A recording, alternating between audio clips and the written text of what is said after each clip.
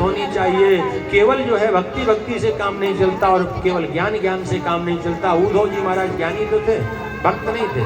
तो आज मेरे परमात्मा की ये लीला दिखाने का, ये लीला करने का यही तात्पर्य है कि उद्धव जी को ज्ञान के साथ साथ भक्ति भी जो है सिखाना चाहते हैं का प्रयास किया। उद्धव जी महाराज कहते हैं ठीक है कन्हैया, कह तो रहे हो कि जाओ, जाता हूँ, लेकिन 1 घंटे से ज्यादा नहीं रुकूंगा वृंदावन में। बोले जाओ तो सही, 1 घंटा रुकोगे कि 1 महीना रुक से मथुरा कृष्ण गया था, उसी रास्ते में भगवान के छोटे छोटे सखा ग्वाल मंडली उसी रास्ते में आकर के सुबह से लेकर के बैठ जाते हैं। परसों की कह करके गया था हमारा मित्र कृष्ण मथुरा गया है, आया नहीं, लौट करके इंतजार करने के लिए बैठ जाते हैं। आज हमारो मित्र कृष्ण आए रहे होगो, आज हमारो मित्र कृष्ण आए रहे हो। सुबह से लेकर के शाम तक पूरी भरी दोपहरी में धूप में बैठे रहते हैं, चेहरा मुरझा जाता है, काला पड़ जाता है। शाम को जब कृष्ण नहीं आता, रोते रोते जाते अपनी माँ की गोद में जाकर के गिर जाते हैं, माँ आज भी हमारा मित्र कृष्ण लौट नहीं आया। के प्रति अटूट प्रेम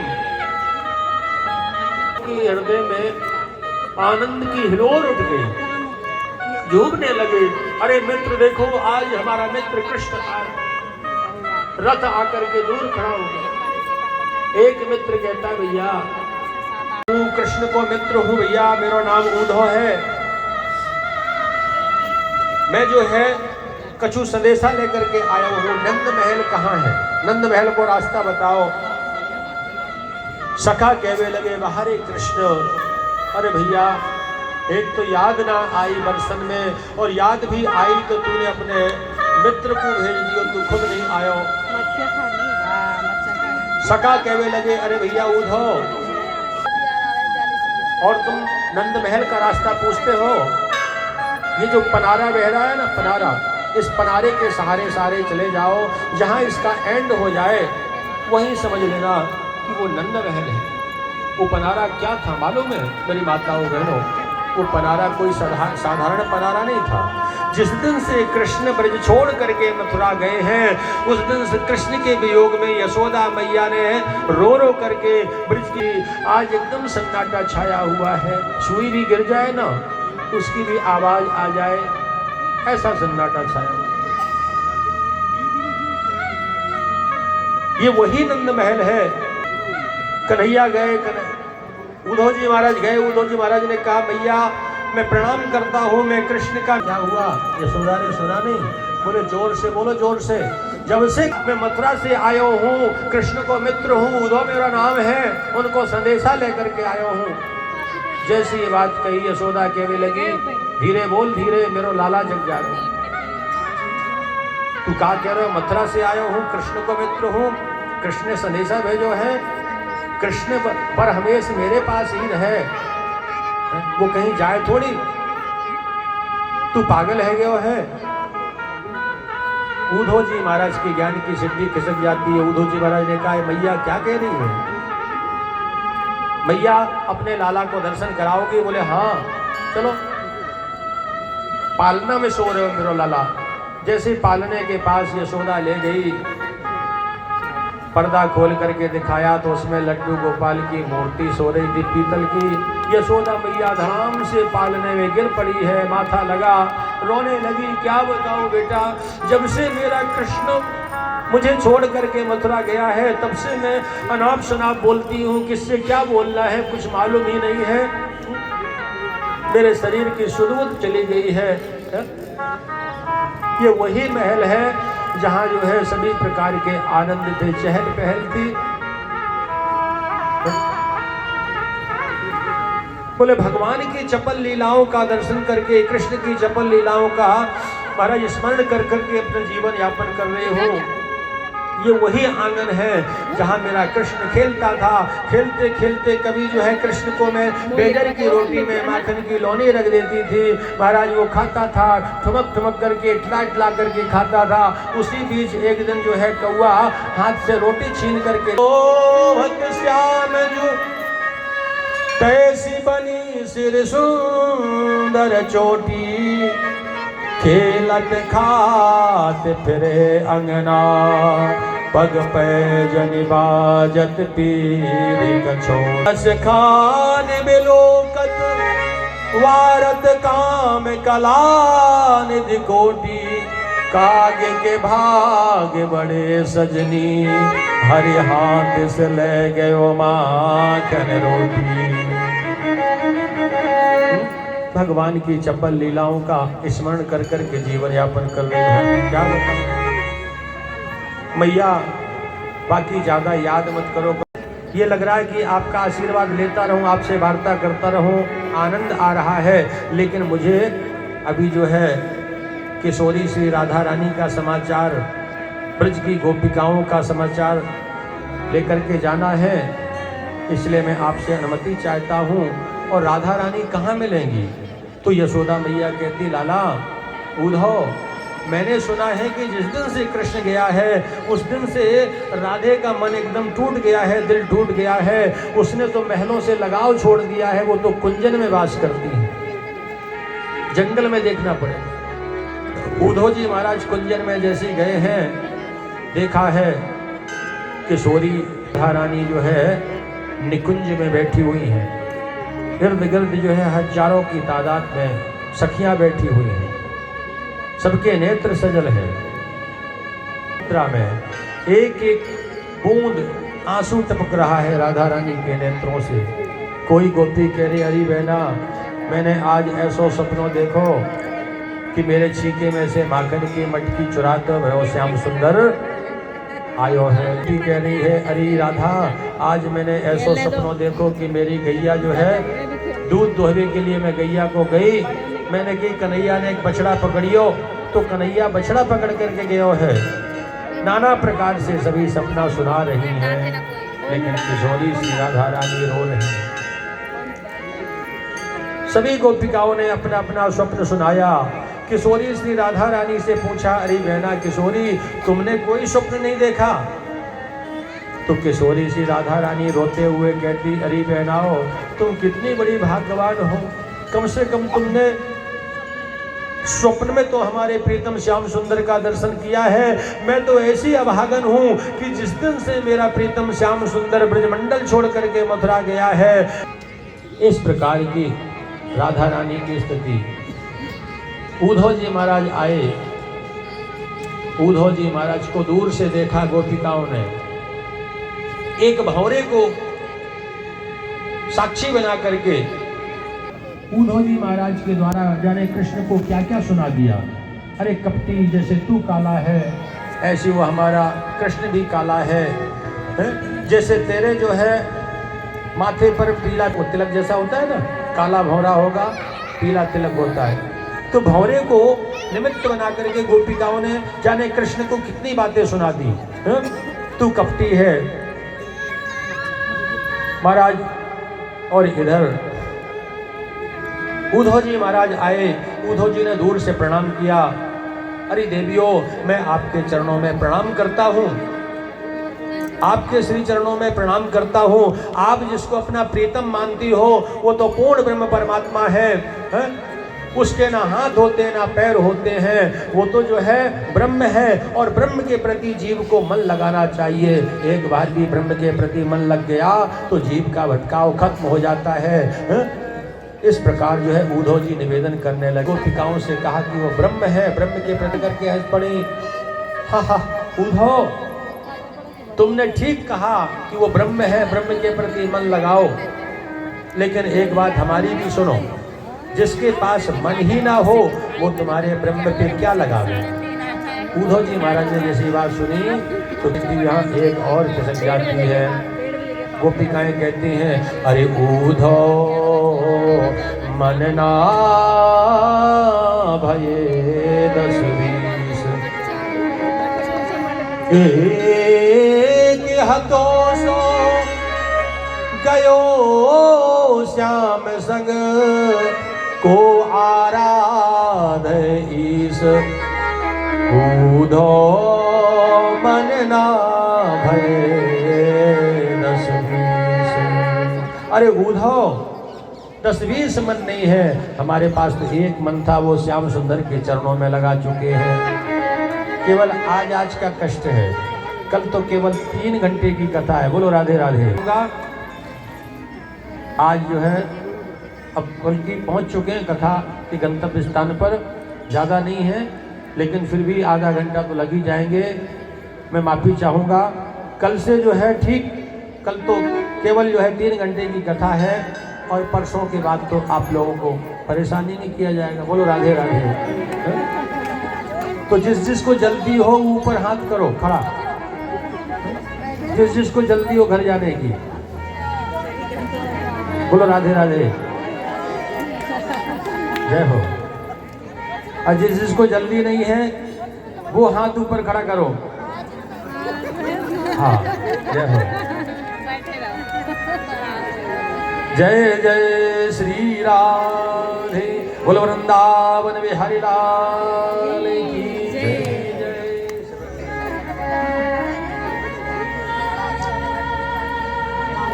अरे बूढ़ो मन ना भये,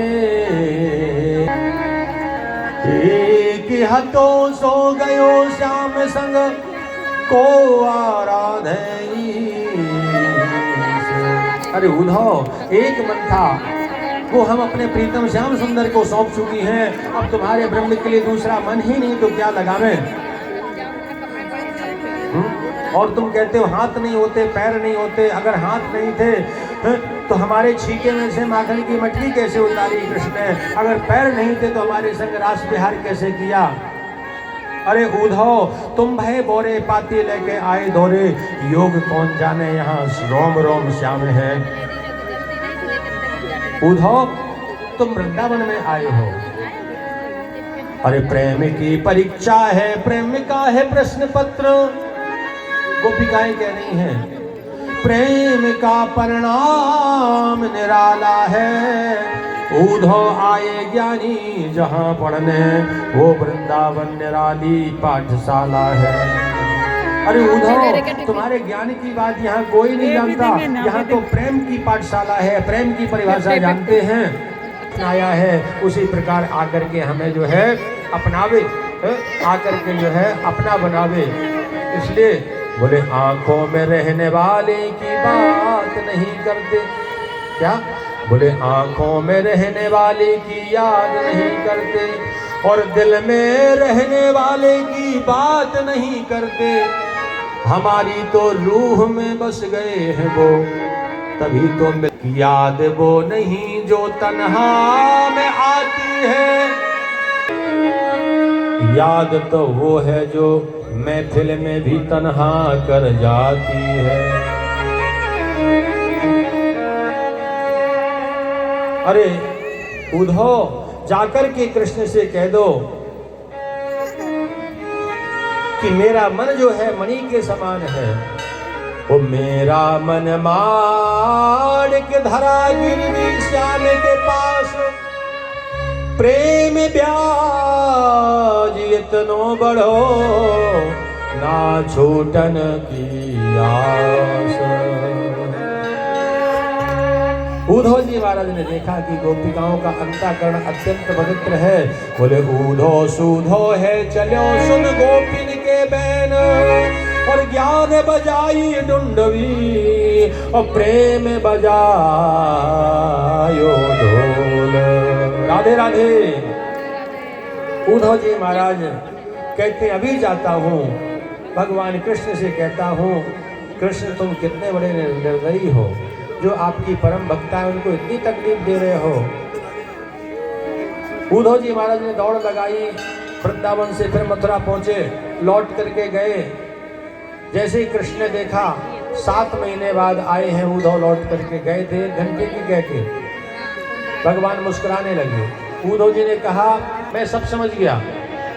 बोले नेत्र बंद करो। जैसे महाराज उद्धव जी ने नेत्र बंद किया तो क्या देखा कि भगवान कृष्ण के बगल में किशोरी श्री राधा रानी विद्यमान है। बोलो राधे राधे। इर्द गिर्द जो है हजारों सखियां जो है विराजमान है। आंखें खोल दी, प्रभु ये क्या नाटक है। तदात्मानं निकुंजस्य श्री गुरु रूपम सदा भजे।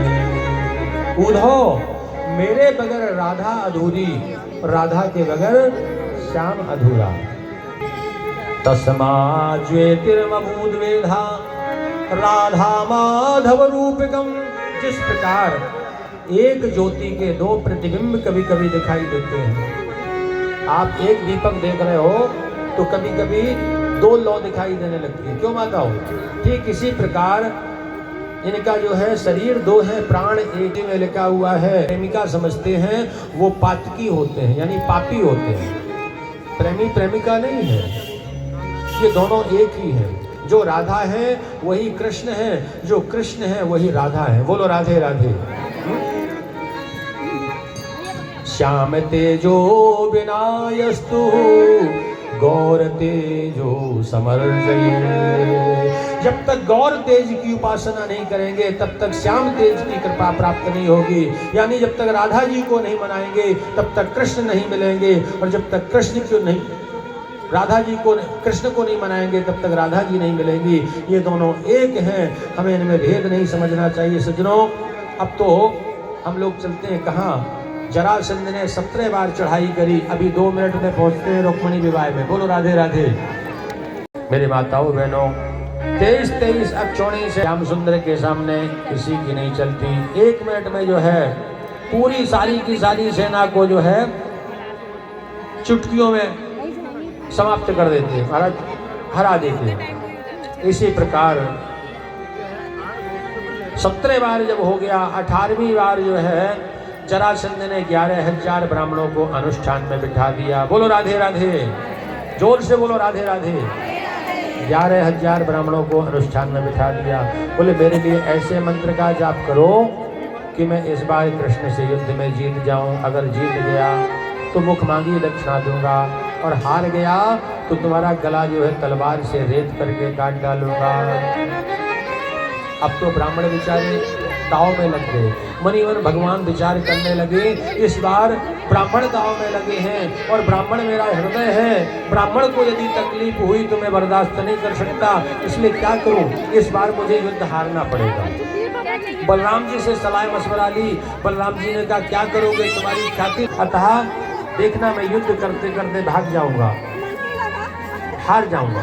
बोले युद्ध प्रारंभ हुआ। मेरे बांके बिहारी युद्ध करते करते करते करते मौका लगा और ऐसी दौड़ लगाई है कि महाराज पूरी सेना पीछे पीछे और मेरे श्याम सुंदर रण छोड़ करके भाग जाते हैं। बोलो रण छोड़ राय भगवान की। रास्ते में जो है काल यवन को भी मरवा दिया है मुचकुंद ऋषि के द्वारा, और दौड़ लगाई और जाकर के द्वारकापुरी पहुंच गए हैं। समुद्रम शरणम गता, समुद्र की शरण में गए हैं। चारों तरफ जो है पानी है, बीच में जो है टापू है।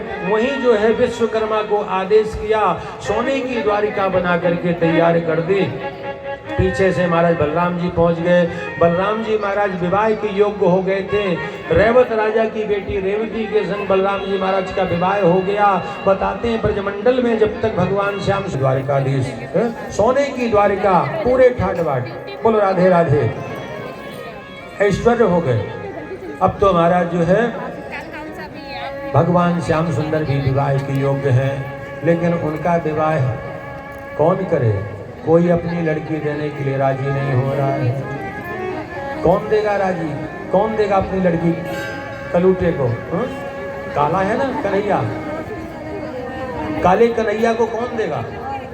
चलो कोई राजा तैयार भी हो जाता कि काला भी चलेगा, कलर 2 ही होते हैं, गोरा या काला, काले को भी दे दो। तो श्रीमान जी का पिछला रिकॉर्ड उठा करके देखा जाता तो वो भी ठीक नहीं था। क्यों जी, ठीक था क्या पिछला रिकॉर्ड? वो माखन का चोर, माखन की चोरी करने वाला, वो गोपिकाओं के वस्त्रों को चुरा लेने वाला, वो गोपिकाओं के संग जो है रास रचाने वाला, ऐसे को भला कौन देगा अपनी लड़की? कोई लड़की देने के लिए तैयार नहीं हो रहा है। लेकिन एक राजा थे, बोले राजा सी भीष्म को नामा विदर्भाधिपति महा। विदर्भ देश के राजा भीष्मक महाराज, 5 बेटे थे, बेटियां एक भी नहीं थी। महाराज चिंतित रहा करते थे क्यों मेरे बेटी नहीं है। सज्जनों, शास्त्रों में कहा गया है बेटा हो या ना हो कोई फर्क नहीं पड़ता, यदि बेटी ना हो तो चिंता का विषय है। बोलो राधे राधे। हाँ, ये वास्तविकता है।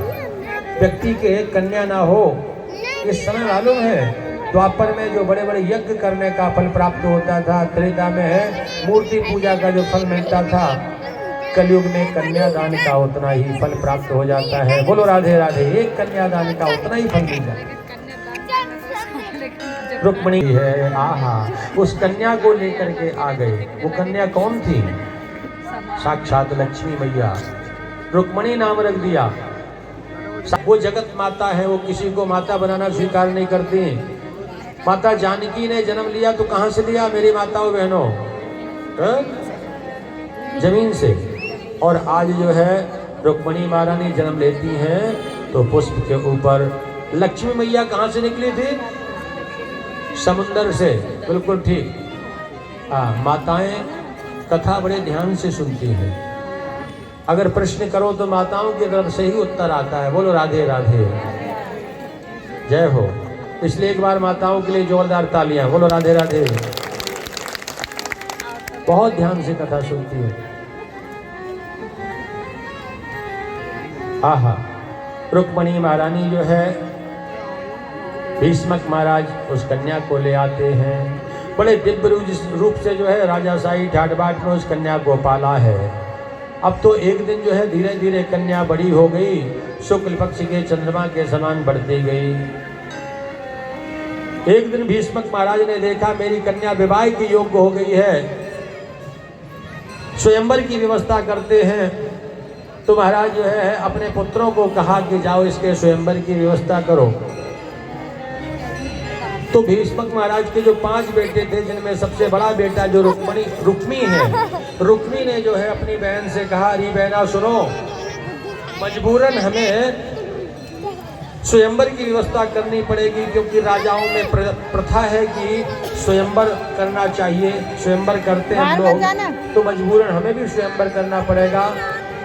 लेकिन मेरी इच्छा यह है कि तुम मेरे मित्र शिशुपाल के संग विवाह करो। अगर शिशुपाल के गले में तुमने वरमाला नहीं डाली तो मैं तुम्हें बख्शूंगा नहीं। उसी समय तुम्हें भी और तुम्हारे पतिदेव को दोनों को तलवार से मार डालूंगा। जैसे ये बात कही, ये बात सुनकर के रुक्मिणी महारानी का हृदय जो है फटने लगा। बोले मैंने जो है मन से श्याम सुंदर को चाहा है और ये इस प्रकार कह रहे हैं। अतः बेचारी सोच सोच करके पागल हो रही है, दिन प्रतिदिन सूखती जा रही है। और आज जो है सज्जनों, भाभी ने देखा रुक्मिणी महारानी को। भाभी ने पूछा, क्यों बेटा ननद रानी तुम क्यों सूखती जा रही हो? तो अपने दिल का हाल सुना दिया। सज्जनों, भाभी ने कहा कि अगर तुमने सच्चे दिल से श्याम सुंदर को चाहा है तो एक पत्र लिखो और पत्र द्वारकाधीश के पास में भेजो। अगर जरा सी भी तुम्हारे प्रेम में शक्ति होगी तो वो आएंगे और तुम्हें अपना ले जाएंगे। आहा, रास्ता मिल गया है। पत्र लिखा।